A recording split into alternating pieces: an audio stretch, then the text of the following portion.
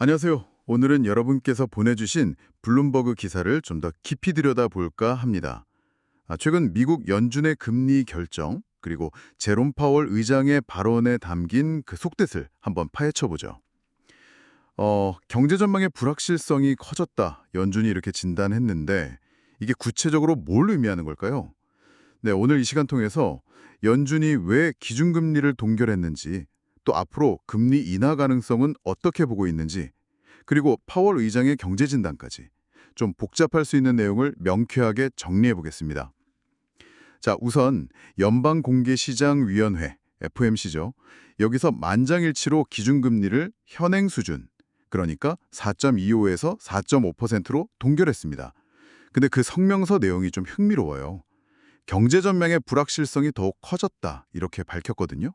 그러면서 이례적으로 실업률 상승 위험, 또 인플레이션 상승 위험, 이 두 가지를 동시에 언급했어요. 이게 좀 눈에 띄는 변화 같은데요. 네, 맞습니다. 바로 그 지점이 상당히 중요해요. 과거에는 주로 인플레이션 잡는 데 좀 더 무게를 뒀다면, 이제는 실업률 증가 가능성까지 명시적으로 우려하기 시작했다는 거죠. 이건 뭐랄까, 연준이 앞으로 훨씬 더 복잡한 상황에 놓였다는 걸 보여주는 신호일 수 있습니다. 어느 한쪽으로 치우치기 어려운, 정말 말 그대로 불확실한 상황이다. 이걸 인정한 셈이죠. 그래서 그런지 파월 의장도 금리 인하 가능성에 대해선 여전히 좀 조심스러운 것 같더라고요. 서두를 필요가 없다, 뭐 이런 기존 입장을 반복했죠. 네, 그렇죠. 그러면서 인하할 수도 있고 동결할 수도 있다. 근데 어느 쪽이 될지는 확신을 갖고 말할 수 없다. 이렇게 좀 애매하게 말했어요. 이건 결국 섣불리 움직였다가 다른 위험을 키울 수 있다. 이런 걱정 때문이겠죠. 했던 인플레이션이 다시 고개를 들 수도 있고요. 반대로 너무 오랫동안 높은 금리를 유지하면 이게 또 고용 시장에 부담을 줘서 실업률이 예상보다 확 뛸 수도 있거든요. 그러니까 이 양쪽 위험 사이에서 정말 아슬아슬하게 균형점을 찾으려는 고민이 보이는 거죠. 그래서 명확하게 방향을 딱 정하기보다는 일단 데이터를 좀 더 보자. 이런 신중한 태도를 보인 겁니다. 네. 이런 불확실성은 뭐 당연히 여러분의 투자나 사업 계획에도 영향을 줄 수밖에 없겠죠. 그렇죠. 이런 민감한 시기에 또 정치적 압박에 대한 질문도 나왔잖아요. 트럼프 전 대통령의 금리 인하 요구가 있었는데 파월 의장이 아주 단호하게 선을 긋더라고요. 우리의 일을 하는데 전혀 영향을 미치지 않는다. 딱 이렇게 말했죠. 네, 맞아요. 심지어 어떤 대통령과도 회의를 요청한 적이 없고 앞으로도 그럴 거다 이렇게 덧붙였죠. 이건 통화정책 결정에서 연준의 독립성을 아주 강하게 내세우려는 의도로 보입니다. 특히나 정치적으로 좀 민감할 수 있는 시기에 이런 발언을 했다는 점은 확실히 주목할 만한 부분입니다. 그렇군요. 그럼 현재 경제 상황 자체는 어떻게 보고 있나요?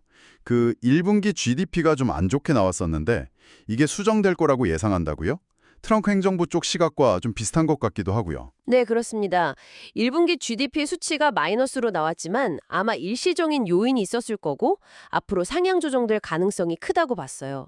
이건 말씀하신 대로 트럼프 행정부 관리들 시각과 좀 유사한 면이 있죠. 다른 지표들을 보면 예를 들어 일자리 창출은 괜찮다, fine, 임금 상승세도 양호하다, in good shape 이렇게 평가했고요. 해고 수준도 뭐 크게 높지 않다고 봤습니다. 그런데 인플레이션은 여전히 목표치보다는 높다고 했잖아요. 근데 표현이 좀 재밌어요. 꽤 낮은 수준에서 옆으로 움직이고 있다. Moving sideways at a fairly low level.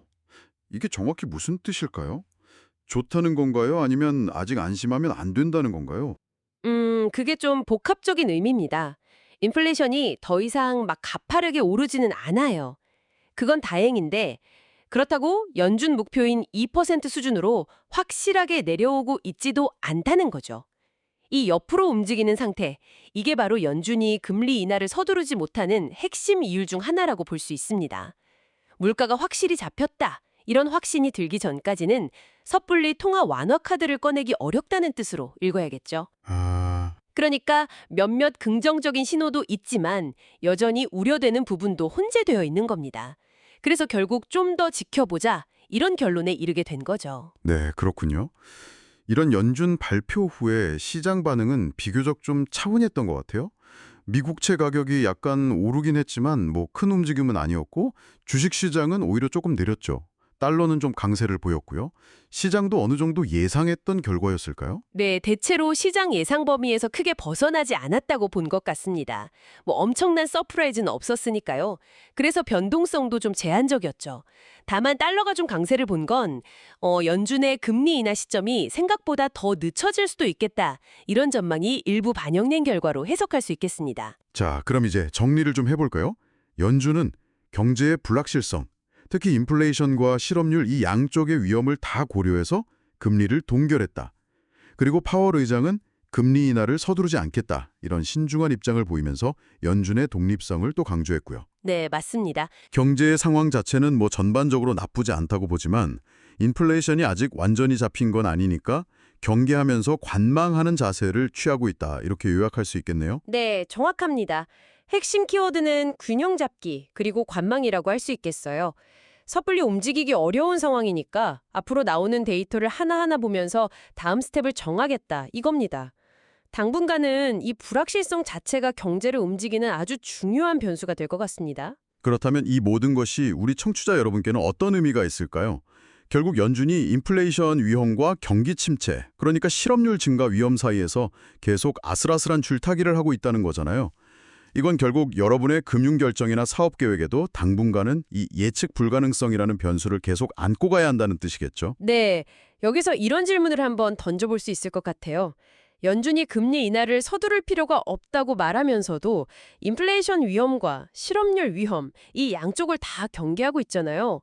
그렇다면 도대체 어떤 데이터 혹은 어떤 사건이 연준의 이 저울을 한쪽으로 확 기울게 만들 수 있을까요? 예상보다 훨씬 빠른 경기 둔화 신호가 나타나는 걸까요? 아니면 잡힐 듯 하면서 안 잡히는 이 인플레이션이 다시 고개를 드는 걸까요? 앞으로 발표될 여러 경제 지표들 속에서 과연 어떤 변화가 연준의 다음 결정을 이끌어낼지, 그 결정적 한 방이 무엇일지 한번 주목해 보시면 흥미로울 것 같습니다.